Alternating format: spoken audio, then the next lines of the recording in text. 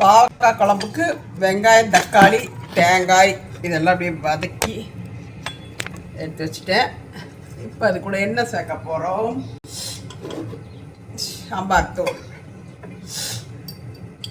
சாம்பார் தூள் வந்து நல்லா குழம்புக்கு தேவையான அளவு சேர்த்துடலாம். சேர்த்துட்டு கொஞ்சம் வெந்தயம், கடுகு அந்த பொடி கொஞ்சமாக போட்டுக்கிறது. அதுக்கப்புறம் லைட்டாக பெருங்காயத்தூள் இதெல்லாம் சேர்த்து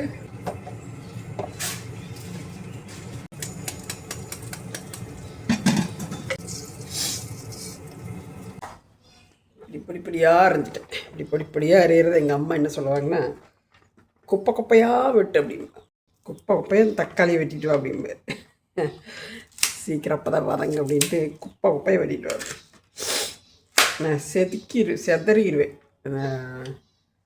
பாவக்காய் வந்து நல்லா திக்காக கெட்டியாக இருந்துச்சுன்னா செதறிட்டோம்னா யார் கைக்கும் சிக்காது, குழம்புல நல்லா மிக்ஸ் ஆகிடும். அது மாதிரி பண்ணிக்கிறது.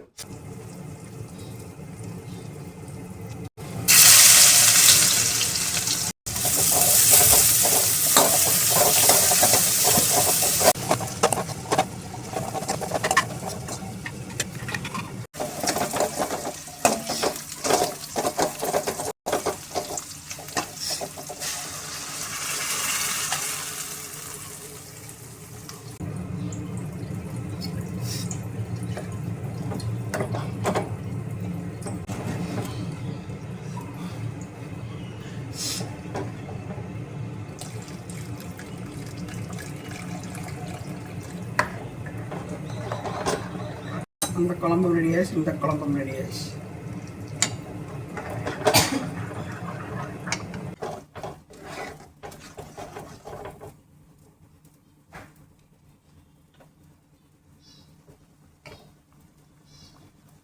கண்டிப்பாக பாத்திரம் மாற்றிட்டோம்னா அப்புறம் ஒரு கொதி விட்டுறணும். அப்போ தான் உங்களுக்கு கெடாதுன்னு ஸ்ட்ராங்காக இருக்க முடியும். குழம்பு நல்லா புளிப்பு, காரம், உப்பு, அப்புறம் லைட்டாக கசப்பே வராது. அந்த டேஸ்ட் லேசாக கசப்பு டேஸ்ட், அவ்வளோதான்.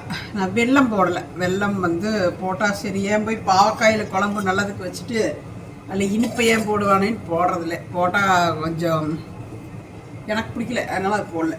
இல்லைன்னா வெல்லம் ஒரு வெளியே போட்டு இன்னும் டேஸ்ட்டு வேறு மாதிரி வைப்பாங்க. வெல்லமும் இல்லாமல் கசப்பும் இல்லாமல் நல்லா இருக்குது. என் கணக்குக்கு சாப்பாட்டுக்கு பார்க்கலாம் அவங்களாம் எப்படி சாப்பிட்டு சொல்லுவாங்கன்ட்டு. பாவக்காய் குழம்பு எப்பவுமே நல்லா தான் வைப்பேன். அவ்வளோதான், காலையில் முடிஞ்சு.